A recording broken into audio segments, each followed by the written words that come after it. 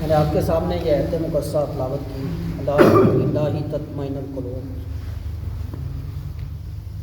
کہ آگاہ ہو جاؤ کہ دلوں کا چین اللہ کے ذکر میں ہی ہے۔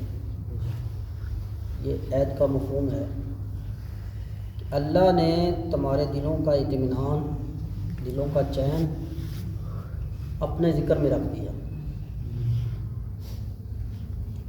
اب یہاں پہ دنیاوی چیزوں کی تو نفی کر دی گئی، جتنی بھی عشائش والی چیزیں ہیں، استراحت والی چیزیں ہیں جو انسان کے جسم کو سکون دینے والی ہیں، باغ ہیں، کوٹھیاں، بنگلے، کاریں، یہ جتنے بھی ہماری دنیا کی زینت ہے، یہ تو واضح کہہ دیا گیا کہ تمہارے دلوں کا چین اور اطمینان میں نے اپنے ذکر میں رکھا ہے۔ تو کیا ہم ذکر کرنے لگیں گے تو ہمیں چین مل جائے گا؟ ہاں بالکل ملے گا۔ ایک معنی اس کا یہ ہے کہ براہ راست انسان کو چین ملے گا، اطمینان ملے گا۔ دوسرا معنی اس کا یہ ہے جو میری سمجھ میں اللہ نے ڈالا، کہ انسان کی سوچ، خیالات اللہ کے ذکر سے جب پاک ہوتے ہیں تو انسان کی نگاہ اور عقل جو ہے وہ کام ٹھیک کرنا شروع کر دیتی ہے۔ یہ کہتے ہیں نا، قلب و نگاہ مسلم نہیں تو کچھ بھی نہیں۔ نگاہ کی پاکیزگی اور قلب کی جو طہارت ہے وہ انسان کو اللہ کے ذکر کے بغیر مل ہی نہیں سکتی۔ یہ جو اندھیرا گپ اندھیرا ہے جسم الوجود، اس میں اللہ کے ذکر کے انوار کی وجہ سے ہی روشنی آئے گی۔ اللہ کے ذکر کے انوار جو ہیں نا وہ غفلت کے پردوں کو چھلنی کر دیتے ہیں، لیکن اس ذکر سے مراد ذکر دوام ہے کہ انسان کا خیال ہی انسان کے ہمیشہ مخالف رہتا ہے، انسان اس کو کسی طرف لے کر جاتا ہے، بالخصوص نیکی میں ہم اسے گھیر گھیر کے اللہ کی طرف لے کر آتے ہیں، یہ ہمیں اور نظاروں کی طرف لے کر جاتا ہے، کہ ہم کہتے ہیں کہ ہماری توجہ، ہمارا دھیان، ہمارا من اللہ کی طرف ہو، لیکن یہ ہمیں دنیا کے نظاروں کی طرف لے کر جاتا ہے۔ تو یہ خیالات کی پاکیزگی، طہارت، انسان کی فطرت کا پاک ہونا، اس کی سوچ کا پاک ہونا، اس کے قلب کا پاک ہونا، اس کے خیالات کا پاک ہونا، اس کے گمان کا پاک ہونا، یہ اللہ کے ذکر کی برکت کی وجہ سے ہے۔ ویسے نہیں ہو سکتا، ویسے جتنا مرضی زور لگا لیں، دو چیزوں کا کوئی مقابلہ نہیں، کوئی ثانی نہیں ہے دنیا میں، ایک یاد کا اور ایک دیدار کا۔ تو دیدار ہے جنت میں، تو یا اپنی شان کے مطابق اللہ جس بندے پہ اپنی تجلیات ڈالے، وہ جانتا ہے کہ اس انداز سے اس نے اپنا دیدار کرانا ہے اس کو، ورنہ ہمارے پاس یاد قیمتی سرمایہ، اور یہ جو قلب ہے نا انسان کا، جس میں طرح طرح کے ہزاروں خیالات آ رہے ہیں، ہزاروں جا رہے ہیں، یہ بادشاہ ہے پورے جسم کا بادشاہ۔ اگر یہ صدر مقام ٹھیک ہو گیا نا، یعنی اسلام آباد ٹھیک ہو گیا تو پورے ملک میں امن آ جائے گا۔ اگر یہ ٹھیک ہو گیا نا تو پورا جسم صحیح کام کرنا شروع کر دے گا، نگاہ اپنی جگہ پہ ٹھیک ہو جائے گی، زبان اپنی جگہ پہ ٹھیک ہو جائے گی، ہاتھ اپنی جگہ پہ ٹھیک ہو جائیں گے۔ یعنی اس کو سنوارنا ہی انسان کا اپنی حالت کو سنوارنا ہے، اس کا بگڑ جانا ہی انسان کا بگڑ جانا ہے۔ جیسا قلب ویسی انسان کی حرکات و سکنات، انسان اپنے قلب کے تابع، اگر پاکیزہ قلب ہے تو اس کا خیال بھی اس کا معاون ہوگا، مخالف نہیں ہوگا۔ اس کا خیال اس کا معاون بنے گا۔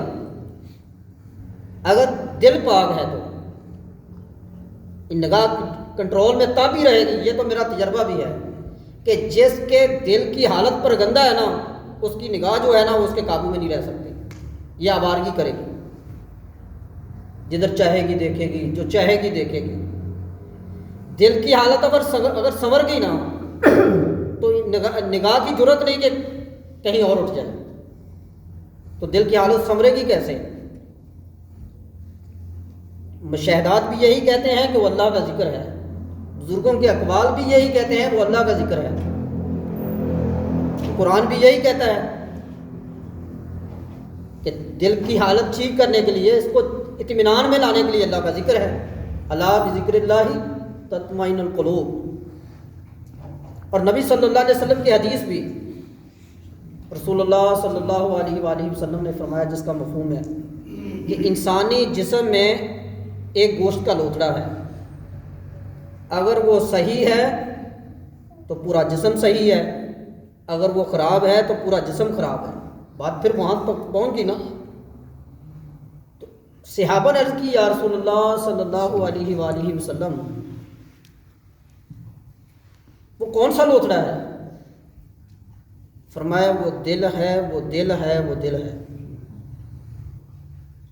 اگر انسان کے دل کی حالت سنور گئی تو انسان کی زندگی بدل گئی، نگاہ بدل گئی، نگاہ بدل گئی تو نظارہ بدل گیا، سوچنے کا انداز بدل گیا، کام کرنے کا انداز بدل گیا، بیٹھنے اٹھنے کا انداز بدل گیا۔ اگر انسان کا دل جو ہے نا وہ ٹھیک ہو گیا،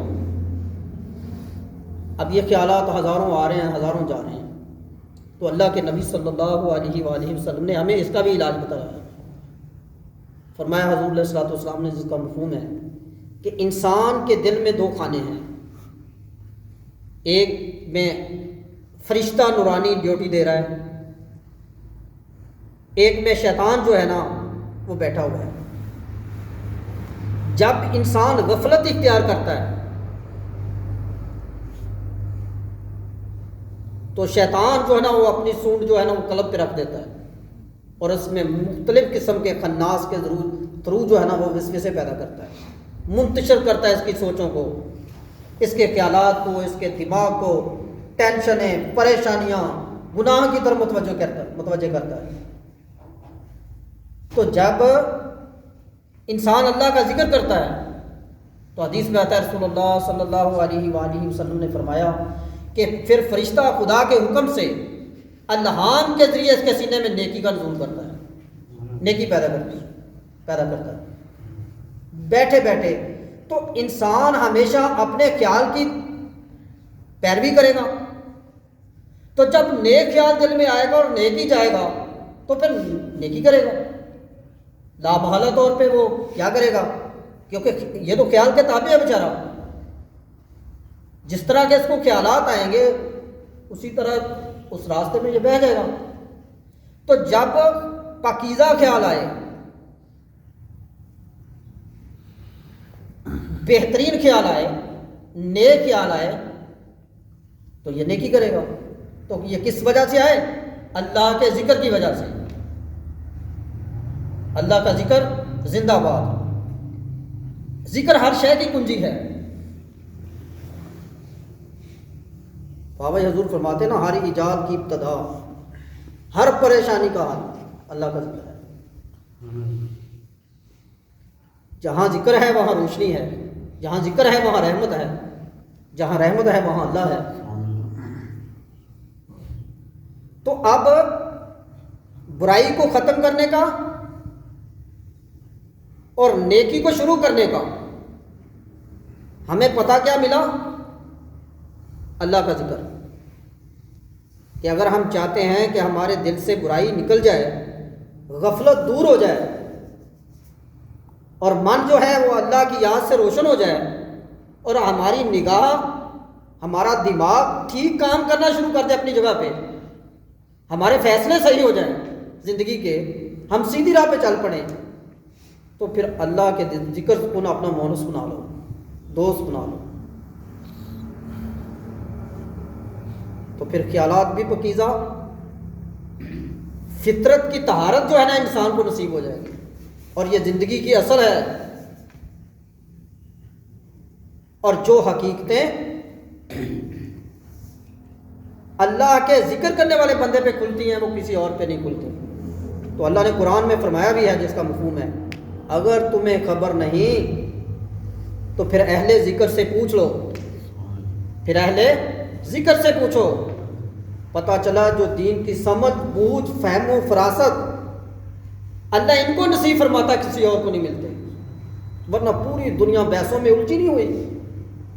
وہ سویا ہوا ہے، وہ جاگ رہا ہے، وہ کالا ہے، وہ سفید ہے، وہ نیلا ہے، وہ پیلا ہے، صحیح راہ اللہ اپنے ذکر کرنے والوں کو نصیب فرماتا ہے۔ اور ہماری تاریخ بھی اس کی شاہد ہے، ہماری تاریخ بھی اس چیز کی شہادت دیتی ہے کہ اللہ نے اپنی معرفت کے دروازے اہل ذکر پہ کھولے، اللہ نے حکمتیں اہل ذکر پہ ظاہر کی۔ اللہ کا ذکر جو ہے نا وہ یہ روشنی کا چراغ ہے، اس کے بغیر غفلت کے اندھیرے ہیں۔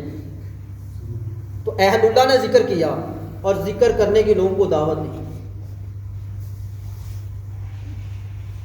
یہ ہمارا تو جو نا مین ہے، جو نا اس مارکیٹ کی مین جو جنس ہے نا وہ اللہ کا ذکر ہے۔ اور تمام اہل ذکر، تمام اہل اللہ کے ذکر کے ساتھ لوگوں کو جوڑتے رہے۔ اگر بندہ اللہ کی یاد کے ساتھ جڑ گیا تو دوسرے دروازے کھلتے چلے جائیں گے۔ کیسی بات ہے؟ تو اگر غفلت اختیار کی تو پھر جیسے حدیث میں آیا ہے کہ شیطان جو ہے نا اس کے پرچے اڑا دے گا، اس کی سوچ کو تروڑ مروڑ کرنا، گناہ پہ جا کر ختم کرے گا۔ تو جو خیال آئے گا برا، انسان کہاں پیر کیسے اس شکنجے سے نکلے گا، اسی کی پیروی کرے گا۔ تو جب خیالات ہی نیک آئیں گے تو انسان نیکی کرے گا۔ تو بھائی یہ تو ہے صرف ایک مشق۔ زبان سے ذکر شروع ہوتا ہے تسبیح و تحلیل کے ساتھ، دل میں پاکیزگی لا کر انسان کو اپنی ذات میں جمع کر کے پوری توجہ کے ساتھ، تن من کے ساتھ اللہ اپنی طرف متوجہ کر لیتا ہے۔ یہ جو ذکر ہے نا یہ اکثر لوگ آپ نے سنا ہوگا کہ گن کے نہ کرو۔ سرکار بلے شاہ رحمۃ اللہ علیہ کی مثال بھی دیتے ہیں کہ انہوں نے تسبیح توڑ دی۔ بھائی انہوں نے تسبیح تب توڑی جب وہ سارے کے سارے اللہ کی طرف متوجہ ہو گئے۔ ٹھیک ہے نا؟ تجھے شیطان تسبیح اس واسطے تڑوا رہا ہے تجھے غافل رکھنے کے لیے۔ تیری تسبیح وہ نہیں جو انہوں نے پکڑی تھی، وہ تو اندر سے کام سیدھا ہو گیا ان کا، بغیر خیال کے، بغیر توجہ کے ان کا دھیان اللہ کی طرف چلا گیا۔ وہ اپنی ذات میں جمع ہو کر اپنے رب کی طرف پورے متوجہ ہو گئے، پوری توجہ کے ساتھ۔ ان کو تسبیح کی کیا ضرورت؟ تسبیح کی ضرورت تو ہم غافلوں کو ہے۔ یہ ہاتھ والی تسبیح کی بات کر رہا ہوں، یہ یاد دہانی والی ہے، کیونکہ ہمارا خیال جو ہے نا وہ شیطان اچک لیتا ہے۔ ہم نے تسبیح پکڑی ہوگی نا تو ہمارا ذکر جاری رہے گا، ورنہ ایک گھنٹے بعد یاد آئے گا ہم تو ذکر کر رہے تھے، لیکن ذکر کہاں گیا؟ ہم تو کسی اور کام میں مصروف تھے۔ ان کا تو نہیں جائے گا، وہ تو جو منزلیں کراس کر گئے، آگے نکل گئے ان سے، یہ پیچھے رہ گئی ساری چیزیں۔ تو ہم نے جو کام اینڈ پہ کرنا تھا ہمیں شیطان نے مشورہ دیا یہ شروع میں کر دو۔ اور اکثر دیکھا ہوگا آپ نے یہ وہی لوگ مشورہ دیں گے جو غافل زندگی گزار رہے ہیں۔ اہل فن کبھی نہیں مشورہ دے گا آپ کو کہ یہ پھینک دیں، اس کو پتہ ہے اس کی وجہ سے تو یہ لگا ہوا ہے۔ یہ بیچارہ جو ہے 100 مرتبہ یا 500 مرتبہ یا 300 مرتبہ جو اللہ کی حمد ثنا بیان کر رہا ہے، یہ اس تسبیح کی وجہ سے تو لگا ہوا ہے، ورنہ اتنے اہل اللہ اس کی بندش نہ کر دیتے، کہہ رہے یہ نہ پکڑنا۔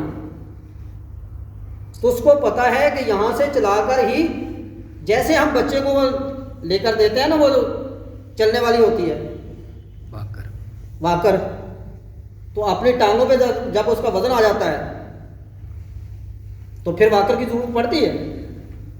اسی طرح ہی جب من اپنے رب کی طرف متوجہ ہو گیا تو تسبیح کی ضرورت، دانوں والی تسبیح کی ضرورت نہ رہی، بلکہ یاد کا مطلب ہی یہ ہے کہ کسی کی طرف توجہ کا چلے جانا. انسان توجہ دے یا نہ دے، اس کا من جو ہے نا، اس کا دھیان جو ہے وہ اسی طرح لگا رہے. تو یہ شروع میں تو نہیں آئے گا. ہاں ہو سکتا ہے کسی پہ اللہ کا کرم ہو، اللہ کون سا کسی کا پابند ہے. اللہ چاہے تو جیسے مرضی کسی کی حالت چینج کر دے، لیکن جو سابقہ طریقہ کار ہے بزرگان دین کا، پیچھے سے جو روایت آ رہی وہ یہی ہے، کسب سے کام شروع ہوگا. اللہ جب مہربانی فرمائے گا تو اپنی طرف متوجہ کر لے گا. تو اس لیے ہمارے قصور کے بزرگ ہیں، وہ کہتے ہیں کہ کاتدی رہ تو ویلی نہ بہ، پتہ نہیں کیڑی تن قبول ہو جائے. کہ ہمارا کام یہ ہے کہ اللہ کے نام کو لے کر چلتے رہنا، چلتے رہنا، چلتے رہنا. یہ جو ہے نا نماز کا قائم ہونا، کہ اس کا مطلب ہی یہ ہے کہ انسان حالی طور پر اپنے رب کی طرف متوجہ ہو جائے. علمی طور پہ تو پتہ ہے ہمیں کہ اللہ ہمیں دیکھ رہا ہے، اپنے حال کے ساتھ اپنے رب کی طرف متوجہ ہو جائے اور اس میں غفلت نہ آئے. اور یہی عشق کا مقام ہے جس پہ کہا گیا ہے کہ ایک لمحہ غفلت اختیار کرنا کفر میں لے جائے، ورنہ تو سارے لوگ کافر ہو جائیں. جیسے ہے نا جو دم غافل سو دم کافر، ورنہ تو سارے کافر ہو جائیں، ایسے تو نہیں ہے نا. تو یہ اس مقام کی بات ہو رہی ہے کہ جہاں پہ جو نا توجہ ادھر ادھر موڑنا کفر ہے، کسی اور تو منہ کرنا کفر ہے. تو یہ اہل اللہ کو یہ معرفت، یہ حقیقتیں، یہ مشاہدے، یہ حال اہل ذکر کو نصیب ہوتے ہیں. تو انسان اپنی پیدائش کے مقصد پہ اللہ کے ذکر کے ساتھ جڑ کر پورا اتر سکتا ہے. تو پیدائش کا مقصد کیا ہے اس کا؟ کہ اللہ کی معرفت حاصل کرنا، محبت حاصل کرنا، اللہ کی اطاعت والی زندگی گزارنا، رسول اللہ صلی اللہ علیہ وسلم کی محبت میں زندگی گزارنا. بابا حضور یہاں پہ شیخ ابو انیس محمد برکت علی لدھیانوی رحمۃ اللہ علیہ فرماتے ہیں کہ عقل جو ہے نا، عقل یہ رسول اللہ صلی اللہ علیہ وسلم کی محبت سے سلیم بنتی ہے. سلیم سے مراد یہ کام ٹھیک کرنا شروع کر دیتی ہے. اب دیکھا نہیں ہے دینداروں کا انداز، عقل کا انداز استعمال کرنے کا اور ہے اور دنیا داروں کا اور ہے. تو بابا حضور نے تو یہاں تک فرمایا کہ دنیا دار جو ہے وہ کبھی عقل مند نہیں ہو سکتا اور عقل مند کبھی دنیا دار نہیں ہو سکتا. دنیا دار دانش مند نہیں ہو سکتا اور دانش مند کبھی دنیا دار نہیں ہو سکتا. یعنی حقیقت اس کی یہ ہے کہ اس کے من میں دنیا نہیں ہوگی. یہ ویسے فکرہ میں نے آپ لوگوں سے ڈر کر بولا ہے، میں نے کہا کوئی فتویٰ نہ لگا دے. حقیقت یہ ہے کہ ان کے ظاہر اور باطن میں بھی دنیا نہیں ہوتی. چلے کہہ ہی دیتے ہیں. یہ کیسے ہوا کہ میرے پاس سے وہ گزرا، میرا حال تک نہ پوچھا، میں کیسے جاؤں کہ دور جا کے رویا، ڈیر لگے ہوں تو کہے کہ میں تو میرے پاس کچھ ہے ہی نہیں. یہ نہیں ہے. ظاہر بھی اس کا اسی حال میں ہوتا ہے کیونکہ سنت بھی ظاہر ہے. یہ ہے رسول اللہ صلی اللہ علیہ وسلم کی زندگی ہمارے سامنے ہے. ہاں کچھ مثالیں ایسی ہوں گی جن کو اللہ نے ایسا حال نصیب کیا ہوگا کیونکہ ان کا ظرف اتنا زیادہ ہوگا کہ سارا کچھ ہونے کے باوجود انہوں نے سادہ رہ لیا ہوگا، دنیا نکال لی ہوگی دل سے. لیکن ہم ان کی لائن کے پیچھے جا کر جو نا وہ اپنے آپ کو تو خراب نہ کریں. ہم تو ہیں ہی کمزور، ہمارے پاس تو کچھ بھی نہیں ہے، تو ہم پھر بھی ساری دنیا اپنے دماغ میں لے کر پھر رہے ہیں. پوری دنیا کچھ بھی نہیں ہے ہمارے پاس. واصف علی واصف رحمۃ اللہ علیہ فرماتے ہیں کہ مغرب کے پاس پیسہ ہے، دین نہیں. ہمارے پاس نہ پیسہ ہے نہ دین، کچھ بھی نہیں. ان کے پاس تو پیسہ ہے نہ دین نہیں ہے. تو آپ رحمۃ اللہ فرماتے ہیں کہ ہمارے پاس نہ پیسہ ہے نہ دین. تو میرے بھائیوں اپنی زبانوں پہ اللہ کا نام جاری کر لینا، اللہ کی یاد کے ساتھ جڑ جانا، بے شمار برائیوں کا شروع میں ہی خاتمہ ہو جائے گا انشاءاللہ. وہ قرآن کی شکل میں ہو، وہ نماز کی شکل میں ہو، وہ امر و نہی کی شکل میں ہو، وہ تسبیح و تحلیل کی شکل میں ہو، وہ درود و سلام کی شکل میں ہو، وہ صحبت کی شکل میں ہو. صحبت صالح بھی جو ہے نا وہ اللہ کے ذکر پہ مبنی ہوتی ہے اور اپنے رب کی طرف انسان کو متوجہ کرتی ہے. تو جو اکیلے رہنا ہے نا، اکیلے رہنا، جب تک انسان کی تنہائی پاک نہ ہو، خطرناک ہے اس کے لیے اکیلے رہنا. بابا جی سرکار نے تو حجرے میں جانے سے بھی منع فرمایا. فرمایا تیرا دل اس طرح وسواس کا شکار ہو جائے گا. خدا کرے کہ تجھے کوئی کام ملے پھر تو جا، کہ اللہ کی طرف سے جو تجھے کوئی کام عنایت ہو جائے. تو اکیلے آدمی کی تنہائی جو خراب ہو جائے گی، وہ اگر کمزور ہے تو جب تک اس کی تنہائی پاک نہیں ہوتی وہ یہاں تک نہیں جاتا، تو وہ محفوظ کیسے ہو سکتا ہے؟ اکیلے رہنا اس کا زیادہ خطرناک ہے. اکیلے رہنا اس شخص کا زیادہ مفید ہے جس کی تنہائی پاک ہے، جس کو حکمت نصیب ہو گئی، جس کو اللہ نے اپنی رب کی طرف، اپنی ذات کی طرف متوجہ کر لیا، جس کو نگاہ پاکیزہ مل گئی، جس کا قلب صاف ہو گیا، جس کا باطن جو ہے وہ اللہ کے نور سے آباد ہو گیا. یہ اس کے لیے ہے اکیلا. ہمارے لیے تو صحبت عین ضروری فرض ہے، جماعت کے ساتھ رہنا، جڑ کر رہنا. آپ صلی اللہ علیہ وسلم نے جماعت کے ساتھ رہنے کی ترغیب دی. صحابہ سے فرمایا، جس کا مفہوم ہے کہ میرے صحابہ جب بھیڑیا ریوڑ میں سے کسی بھیڑ کو پکڑتا ہے تو وہ بیچ میں سے لے کر جاتا ہے یا سائیڈ والی سے؟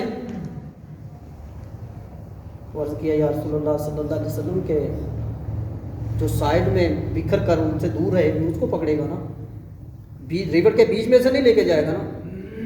تو فرمایا یہی حال ہے اس شخص کا جو جماعت سے دور رہتا ہے. آدمی شیطان آدمی کا بھیڑیا ہے، وہ پکڑ لے گا اس سے اپنے مرضی کے فیصلے کروائے گا اور وہ کہے گا کہ یہ حق ہے.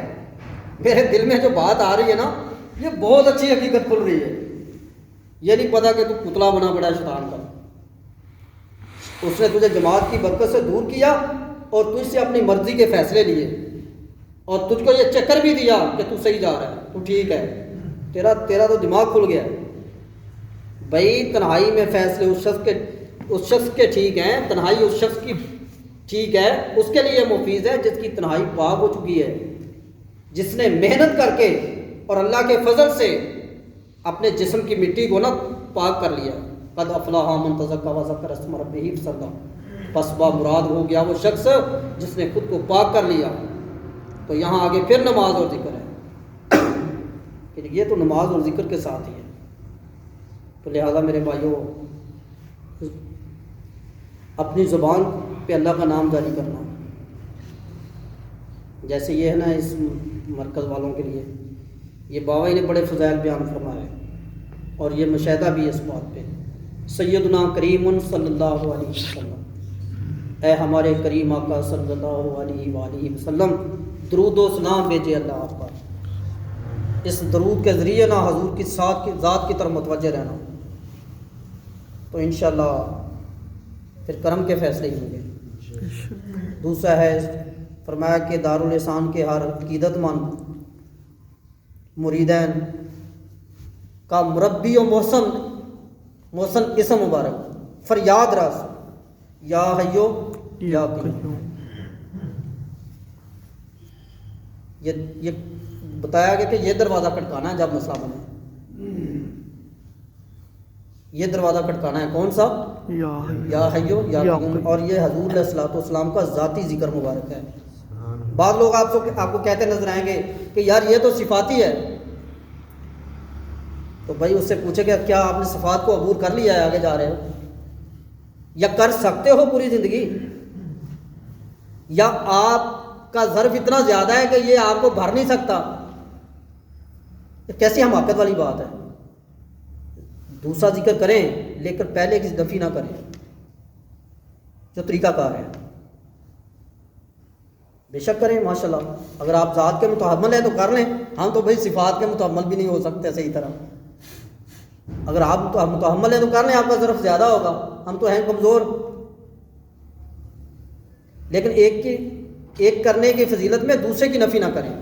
کہ یہ نہ ہو کہ ایک ذکر کو دوسرے ذکر کا شریک بنا کے پیش کر دیں. بھئی لا الہ الا اللہ نہ کریں، سبحان اللہ کریں. بھئی اس کی وجہ کہتا ہے یہ فرشتوں کی تسبیح ہے. بھئی ایسا نہیں ہے. جو جس کو عنایت ہوا وہ اس کے لیے کمال ہے، اس کی اصلاح اسی سے ہوگی. یہ مشائخ کرام جو ہے نا، یہ حکیم ہے انسانی جسم الوجود کے. یہ وہی آپ کو بتائیں گے جو آپ کے لیے بہتر ہے. دعائیں ہوتا ہے تو پورا جو نا میڈیکل سٹور پر پڑا ہے، تو پھر ڈاکٹر کیوں لکھ کر دیتا کہ آپ کے لیے یہ زیادہ مؤثر ہے؟ وہاں پہ جائے، ایک پتا دو چار پتے پکڑے، کھا لے پانی کے ساتھ. تو ڈاکٹر آپ کی فطرت کے مطابق، آپ کی بیماری کے مطابق آپ کو نسخہ تجویز کر کے دے گا. تو یہ جو شیخ ہوتا ہے نا، ایک بات میں کرتا ہوں بس آخر میں. ایک لڑکا تھا، آدھا پاگل سمجھ لو آپ. وہ نا منظور احمد گرایا صاحب کا مرید ہے، پیچھے بابا جی کے بڑے پسندیدہ لوگوں میں سے ایک ہیں. پڑھا لکھا شخص تھا، ویسے بھی اللہ نے کافی فضل کیا. تو جب اس کے پاس سے ہو کر واپس آیا نا، تو میں تو اس پہ خود بدلا ہوا بالکل. نہ اس کی گفتگو وہ، نہ اس کی سوچ وہ، نہ اس کا اٹھنا بیٹھنا وہ تو مکمل چینج. وہ تو لگے جیسے دانشوروں کا سردار ہوتا ہے. اچھا میں بڑا حیران اس بندے پہ، میں کہ شک کو ہوا کیا، یہ تو پاگل تھا بالکل. تو میں نے ان سے پوچھا کہ یار تم تو بڑے عقل مند لگ رہے ہو، خیر تو ہے؟ کہتا کچھ بھی نہیں، ان کے پاس گیا ہوں بزرگوں کے، انہوں نے ذکر چینج کیے ہیں. انہوں نے بس ذکر چینج کیے. میں یہ کرتا تھا، انہوں نے کہا یہ آج کے بعد نہیں کرنے، آپ نے یہ کرنے. تو اس کو آپ کیا کہیں گے؟ یہ کہیں گے نا کہ اللہ نے ان کو تعینات کیا ہوا ہے، تو اللہ نے کچھ ان کے زندے میں حکمت بھی کھولی ہوئی ہے. تو اللہ تعالیٰ ہمیں اپنا ذکر نصیب فرمائے.